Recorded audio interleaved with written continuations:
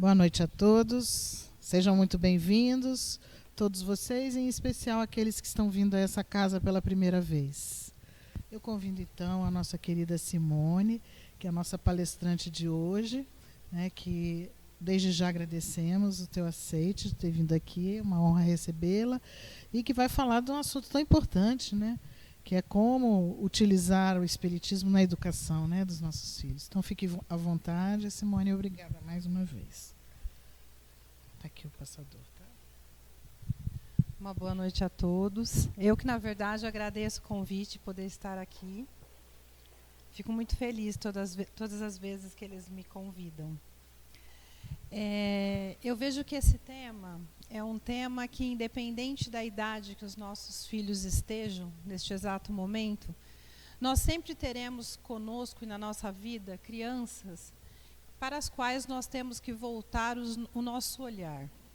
E nós percebemos, e a doutrina espírita vai nos ensinar isso todo o tempo, que sempre o que vai prevalecer é aquilo que Jesus veio para nos ensinar, é o amor, né? Se nós não tivermos um olhar de amor para todas as coisas, para todas as pessoas, nós não vamos conseguir auxiliá-las nas mudanças, e as mudanças também não serão possíveis nem em nós mesmos. Eu me lembro que, pela primeira vez, quando eu tive contato com o livro de Hermínio de Miranda, Nossos Filhos São Espíritos, infelizmente o meu filho já era bem grandinho. Quisera eu ter tido conhecimento desse livro antes mesmo até dele ter nascido, né? O meu sobrinho, filho do meu irmão, ele nasceu um menino bastante agitado, ele praticamente não dormia. E numa reunião mediúnica, antes de iniciar a reunião, uma colega fez um comentário a respeito desse livro, que ela já tinha lido esse livro quando os filhos dela eram pequenos, já eram todos moços na época em que eu tive conhecimento dele. E tive a intuição de comprar esse livro para minha cunhada, mesmo sem ter lido. E estou de férias, um determinado dia, recebo uma mensagem dela pelo WhatsApp, onde ela me manda a foto da introdução do livro. Foi o suficiente para que imediatamente eu comprasse, lesse e nunca me esquecesse de muitos ensinamentos que ele me passou. Espera aí, que eu acho que eu passei demais, meninos. Nas primeiras páginas do livro, Hermínio de Miranda, ele traduz os sentimentos que ele teve, as emoções que ele sentiu, quando aos 23 anos de idade, ele foi pai pela primeira vez. E, na verdade, ele se fez vários questionamentos naquele momento. Ele disse que ele se viu diante de um turbilhão de emoções. Emoções que não lhe causavam temores, mas que lhe causavam uma estranha alegria, porque ele se via, mesmo que com uma participação tão pequena, mas se sentia participante ativo daquele majestoso processo de renovação da vida. E ele olhava para aquela criança, aquele bebezinho, que só aguardava que ele lhe tomasse nos braços e lhe apresentasse o mundo que agora ele também fazia parte.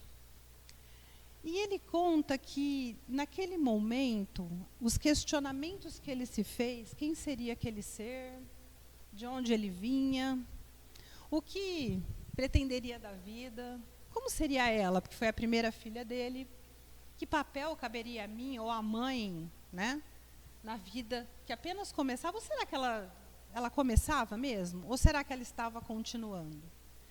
E ele fala que nem Deus e nem os filhos o decepcionaram desde então, porque ele seguiu aprendendo com eles.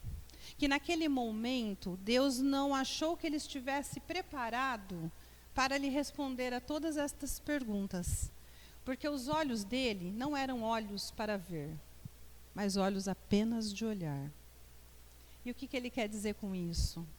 Eu não tinha ainda um conhecimento profundo suficiente para entender tudo aquilo que eu mesmo estava pedindo para que ele me entregasse. E quando ele diz que ele olhava para aquele serzinho, ele falava, eu olhava para aquele ser e eu via um pouquinho de mim nele. E ele tem razão quando ele dizia isso. Eu vejo um pouco de mim naquela criança que nasceu. Porque os pais, eles são responsáveis pela carga genética dos filhos, né? Então, por exemplo, a cor dos olhos, a cor dos cabelos, a cor da pele, a tendência para uma ou para outra doença, o biotipo, isso sim nós herdamos para os nossos filhos. Mas nós estamos diante de seres que, embora ainda não consigam expressar em toda a sua plenitude quem são, mas são seres, ali ocupa um espírito que já tem toda uma vivência, né? Que ele não está nascendo, ele está renascendo. Como um dia isso também aconteceu conosco. E tanto eles quanto nós somos seres que já estivemos, né, aqui na Terra. Já vivemos experiências. Nós já tivemos as nossas emoções, as nossas frustrações e carregamos conosco um histórico de toda essa vivência. Então, nós não somos completamente seres que nunca se cruzaram, né? Mas que em algum momento nós já fizemos parte da vida um dos outros. Não somos completos estranhos. E na nossa família, na nossa família, eu falo que o nosso núcleo familiar são os nossos principais professores. É no nosso núcleo familiar que nós aprendemos grande parte das nossas lições. Então, nós vamos perceber que sempre, né, serão arranjos combinados no mundo invisível. Entre as diversas personagens de um drama ou de uma tragédia antiga, para que acertem suas diferenças pelo relógio cósmico do amor ao próximo, a fim de que todos um dia sejam felizes. Então, nas nossas famílias, nós vamos encontrar aqueles seres que uns nós teremos um pouco mais dificuldade para lidar, alguns nós será necessário um pouco mais de energia no processo todo, ou da nossa parte, ou da parte deles, mas que certamente nós não estamos juntos por acaso.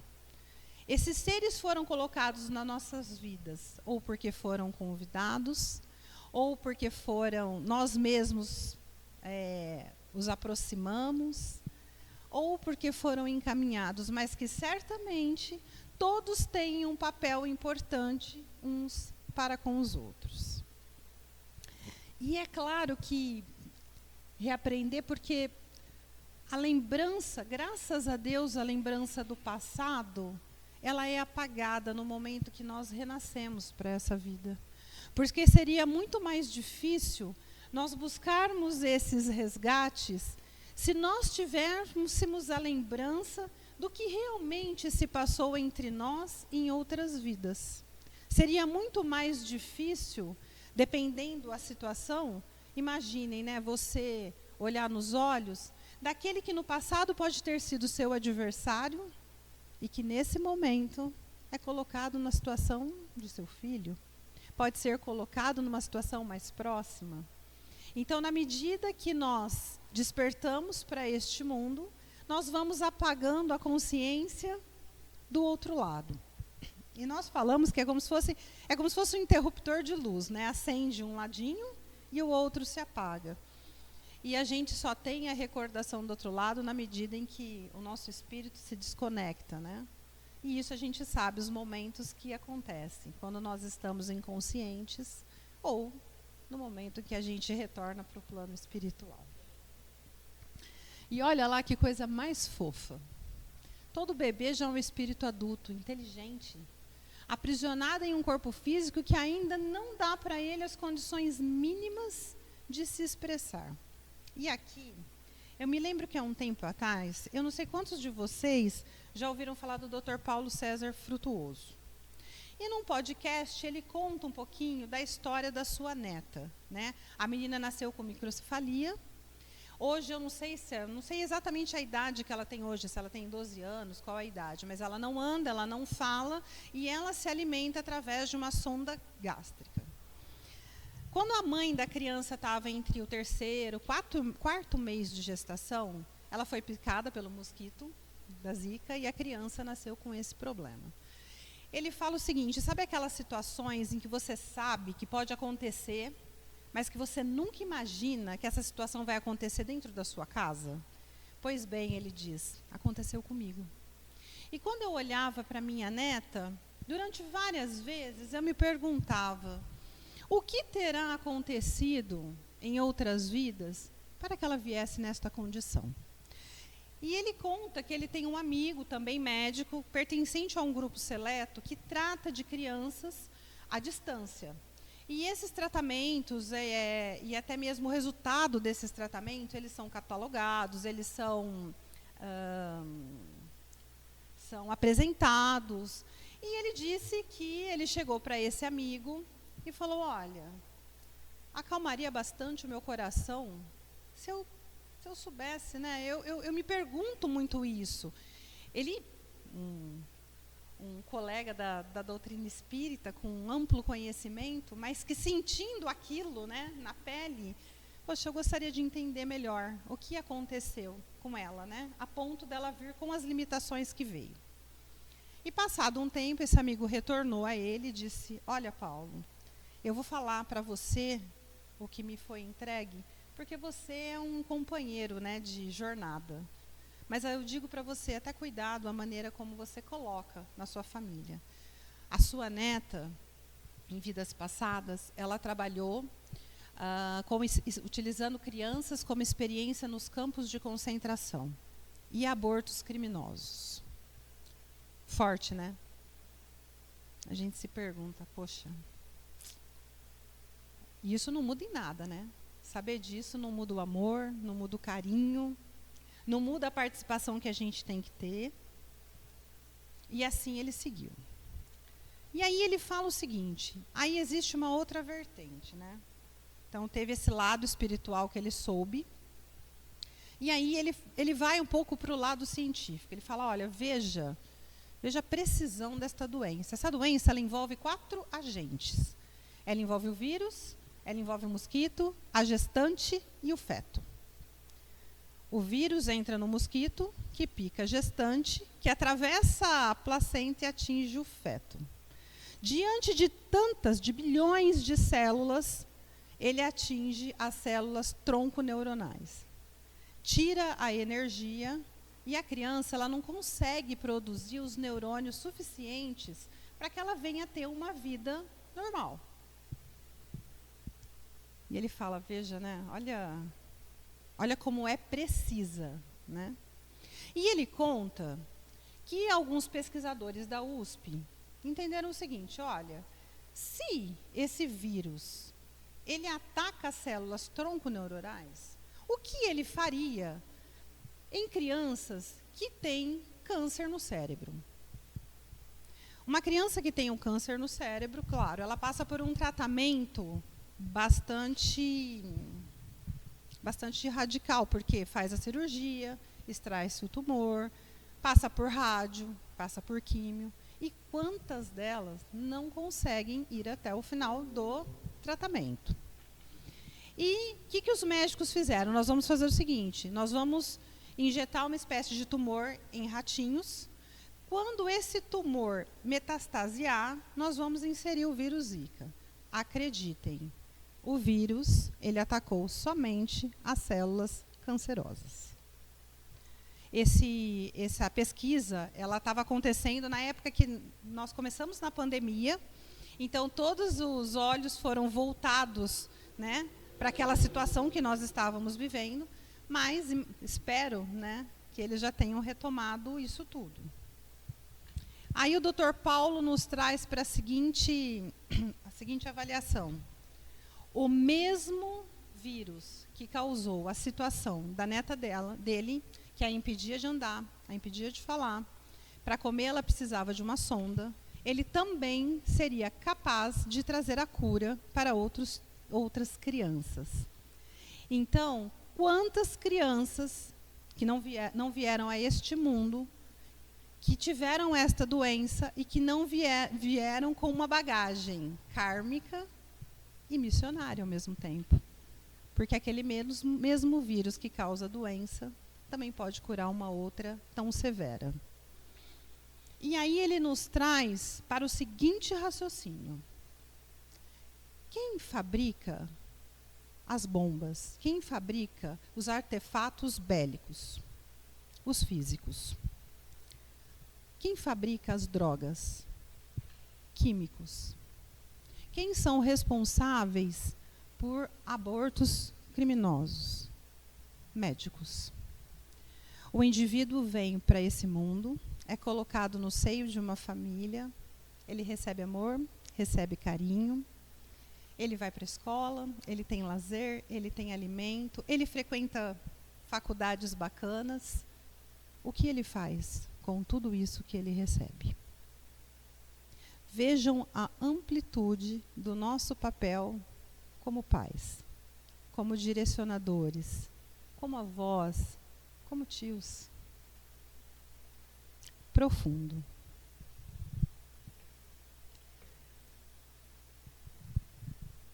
Opa, desculpem, acho que eu... Não está indo. Deixa eu ver se eu estou... Aí. E é claro que quando nós nos vemos diante de situações como essas, a gente vai fazer as mesmas perguntas que o Dr. Paulo fez. Por quê? Por que meu filho? Por que com o meu neto? Poxa, por que não foi possível fazer algo a tempo? Muitas vezes a gente vai se perguntar. Como poderia ter sido se determinado acidente tivesse sido prevenido, tivesse sido evitado? De quem é a culpa? Hermínio de Miranda, no livro, ele traz a história de um menino que nasceu numa família de pais saudáveis, bonitos, uma classe média alta. E esse menino, na hora do nascimento, ele passou por um sufocamento que não foi solucionado a tempo para que não lhe deixasse sequelas. E quando a criança nasceu, fizeram alguns exames e constatou-se que, além do processo que ele havia passado, da falta de oxigenação no cérebro, ele também tinha uma manchinha. Ele apresentava uma manchinha no cérebro. O avô, médico, mas que não tinha participado do parto, se culpava muito, carregava consigo uma tristeza muito grande, né, do porquê tinha acontecido aquilo com aquela criança. E ele busca, a família busca em Hermínio de Miranda, na época, se haveria a possibilidade dos irmãos espirituais trazerem a eles uma palavra de acalento para aquela situação tão angustiante que eles viviam. E os espíritos trouxeram. Os espíritos revelaram que pai, a mãe e o menino que nasceu e passou por aquele problema, numa vida anterior, formaram um triângulo amoroso. Então, a mãe era noiva do que hoje, nessa encarnação, era seu filho. Mas a jovem, próximo do casamento, ela se apaixona por um outro rapaz, que na vida atual era o pai. E rompe os laços com o antigo noivo, que, não se conformando com a rejeição, se atira num abismo, afetando um dos centros vitais mais importantes, que era o cérebro. O seu atual avô, que na vida passada era seu pai, tudo fez para salvar o filho, mas não conseguindo. E a misericórdia divina e as leis divinas são perfeitas. E na vida atual trouxeram os mesmos personagens para resgates de formas diferentes. Então, o noivo até então rejeitado volta e é recebido pelo casal como filho. Mas nós sabemos que todos os nossos atos geram sequelas em nosso espírito e isso também faz parte do resgate do menino, que independente né, do problema que passou no parto, o próprio exame que foi feito na sequência definia que ele teria, certamente, várias sequelas. Ele não estaria livre das sequelas que ele tinha. Só que os espíritos, eles foram mais além. Eles conversaram com o espírito da criança no desdobramento. E ele revela o quanto ele era grato por ter sido recebido novamente naquela família. Que ele sentia, apesar dele não poder se expressar porque ele não falava, ele tinha vindo numa condição em que ele não podia se expressar, nem com as pessoas que estavam nesse plano, e muito menos com os seres desencarnados. Mas que ele ouvia perfeitamente e entendia perfeitamente tudo aquilo que era dito ao seu redor. E que as pessoas sempre estivessem junto dele. Que a palavra que ele tinha era gratidão por todos aqueles que o haviam acolhido. E aí deixa mais claro ainda o nosso papel na vida de todas as pessoas. E aí nós nos perguntamos, mas será que todos os pais que têm uma criança com um determinado problema, necessariamente eles estão envolvidos, eles têm um envolvimento pessoal na questão? Envolvimento pessoal, sim, mas não necessariamente de culpa. Nós não somos colocados uns na vida dos outros por acaso. Nós não passamos por situações de aprendizado nas nossas vidas por acaso. Então, certamente, existe um envolvimento que faz com que nós estejamos recebendo na nossa vida pessoas especiais. E aí, na nossa trilha, obviamente, nós vamos estar envolvidos e nós teremos aqueles seres especiais na nossa vida, onde alguns vão exigir um pouco mais de energia, em que nós temos que nos lembrar justamente do ensinamento que Jesus nos deixou. Porque nós fomos filhos. Quando ele veio para esse mundo, o quanto ele teve que nos ensinar de amor. Quanta energia foi necessária para nos mostrar que somente com o amor nós conseguiríamos evoluir. E é esse mesmo amor que ele veio para nos ensinar que nós temos que ter quando os nossos filhos, apesar de todos os exemplos que nós damos, apesar do quanto nós somos participativos, apesar do quanto nós demonstramos o nosso amor e queremos ver a evolução de cada um deles, ainda assim, quando existe resistência. Assim como também, de acordo com o nosso merecimento, vão colocar pessoas nas nossas vidas que estar juntos delas é um bálsamo consolador. Aquelas pessoas que você fala, nossa, revigora a minha energia, está do lado dele. Mas nós teremos ambos. Aqueles que são mais fáceis de amar e aqueles que também é fácil de amar, mas que requer um entendimento muito maior de cada um de nós. E uma das coisas que ajuda muito é a oração em família. A oração em família, ela é maravilhosa, porque ela envolve todos os seres que estão ali naquela casa, naquela energia de amor, aquela energia de paz, aquela luz. O evangelho no lar. Quantos aqueles que falam, nossa, eu ando com tanto problema com o meu filho, e seja um problema médico, seja um problema comportamental. E aí você pergunta, você faz oração na sua casa? Poxa, eu não tenho hábito, eu oro, mas não tenho hábito. Poxa, mas se eu for fazer oração, eu vou fazer sozinha? Faça sozinha. Hoje você começa sozinha, amanhã você vai ver que aquela energia vai envolver as pessoas de tal forma que, quando você perceber, eles já estão juntos de você participando disso também. Gente, vocês me perdoam, hoje eu estou apanhando do aparelhinho, viu? E essa carta aos pais vem do livro Vereda Familiar, de Raul Teixeira, onde ele fala o seguinte: quantas vezes você olha nos olhos do seu filho e diz, filho, está tudo bem? Quantas vezes, apesar da sua correria, você para alguns minutos e senta do lado dele, como foi o seu dia? Quantas vezes você, apesar do nervosismo, do estresse, ou porque a situação financeira está difícil, ou porque no trabalho aconteceu alguma coisa, quantas vezes você abraça ele e fala, ai, filho, eu te amo. E sente naquele abraço aquele conforto e aquela paz. O quanto você se preocupa onde o seu filho está. O quanto você se preocupa verdadeiramente com quem o seu filho fala no telefone. Então, tudo isso faz parte do nosso papel. Tudo isso faz parte do amor que nós temos que demonstrar. E aqui eu gostaria de finalizar com vocês com uma história que ela é o seguinte. Eu sempre gosto de finalizar as minhas palestras com alguma música. Eu acho que às vezes todas as palavras que foram ditas não são capazes de nos tocar, às vezes, como uma música é em tão pouco tempo.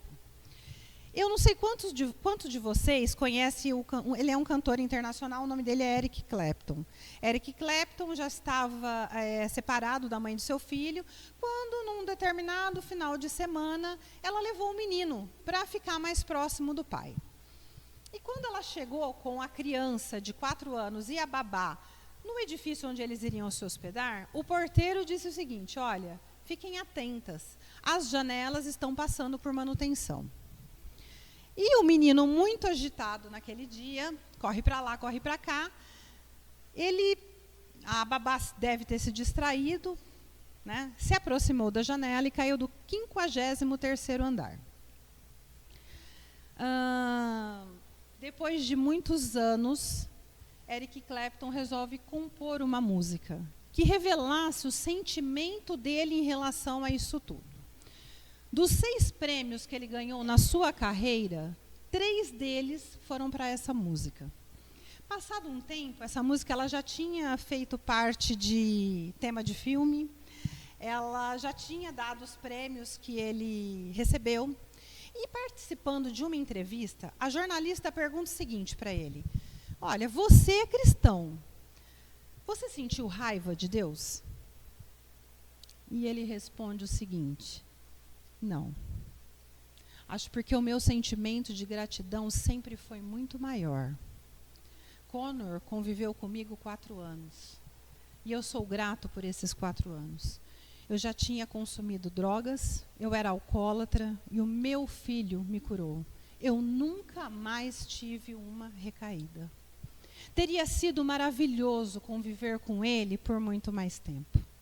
Mas se isso não foi possível, cabe a mim somente agradecer a Deus o tempo que permitiu que ele estivesse comigo.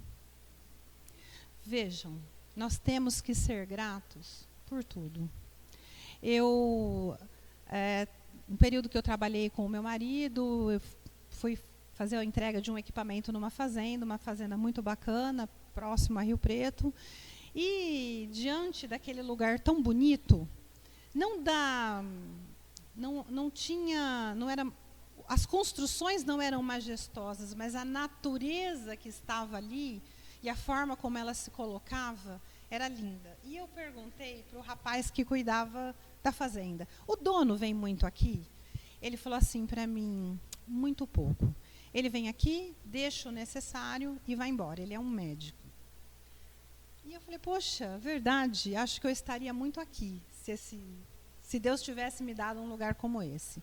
Ele disse o seguinte, o filho dele estava formando, eu não lembro se era para agronomia, acho que era agronomia. No dia da formatura, eles estavam em São Paulo, o menino desceu do apartamento e quando chegou lá embaixo, eu não me lembro se ele teve um infarto, no dia da formatura, um infarto ou um AVC. O pai tinha saído para um compromisso de trabalho, nada pôde fazer. E aquilo causou nele, eu acho que uma tristeza tamanha, porque o menino, né, ia receber a propriedade, certamente estaria dentro do que ele ia fazer. Era uma continuidade aos olhos do pai, né? E ele perdeu, acho que até a coragem de estar no lugar diante de tantos planos, talvez, que tivessem feitos juntos. Então ele falou, ele praticamente não vem. A fazenda foi colocada à venda várias vezes. Ele chegou a receber valores até maiores do que ele estava pedindo, mas na hora H sempre acontece alguma coisa e ele volta atrás. Aí eu digo a vocês, o que será que ele faria por 5 minutos olhando nos olhos do seu filho? E eu me emociono, porque às vezes na minha correria, eu também não tenho tempo de olhar no olho do meu filho e dizer o quanto eu amo ele. Eu desejo então uma boa noite a todos vocês, que vocês possam chegar em casa e, seja quem for que estiver lá aguardando, vocês possam olhar nos olhos e dar aquele abraço assim de amor, seja quem for, independente de ser o filho. Que nós possamos levar conosco, e isso vale muito para mim também, que às vezes permito que a correria me impeça de fazer isso. Então que nós possamos ter essa consciência que o Espiritismo nos dá e essas lições, e nós possamos aplicar na nossa vida. Porque nós sabemos que, mais dia ou menos dia, todos aqueles que nós amamos, ou antes ou depois de nós, vão ter que retornar para a pátria espiritual. Então que nós possamos viver todos os dias como se fosse o nosso último, olhando no olho de todo mundo, dizendo, eu te amo, relevando as coisas que não têm importância. Porque depois que isso acontece, depois que nós nos separamos, é que a gente fica vendo as coisas que não tinham importância e que a gente deu importância demais naquele momento. E a gente sempre diz, se eu pudesse voltar. Mas infelizmente a gente não pode. Então a gente tem que viver da melhor forma, é o hoje mesmo. Então, graças a Deus, Deus colocou essa doutrina, nos colocou no caminho desta doutrina, que nos mostra tudo isso. Então, eu desejo, assim, uma noite abençoada, que vocês possam levar muita energia de luz e de paz para aqueles que ficaram no lar de vocês. E que Deus abençoe a nós todos e nos dê a sabedoria para nós conduzirmos esses tesouros que Ele coloca nas nossas vidas. Muito obrigada.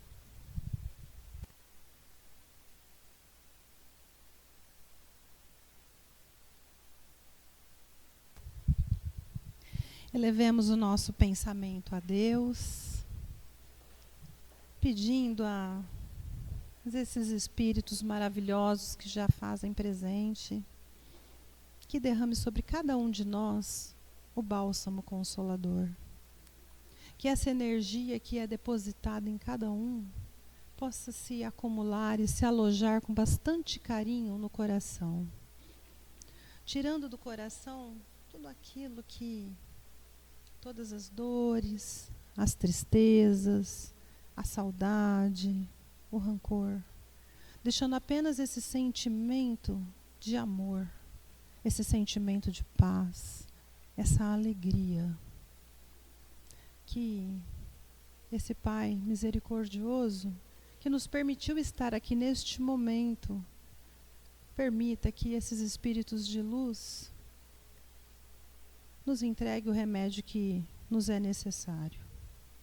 Que nós possamos levar conosco toda essa paz e essa cura e possamos dividir com aqueles que ficaram no nosso lar. Que Deus nos abençoe hoje e sempre. Que Ele nos dê a sabedoria. Que Ele nos dê olhar para ver. Um olhar capaz de enxergar muito além do que os nossos olhos físicos são capazes de fazê-lo. Que Deus abençoe a todos nós.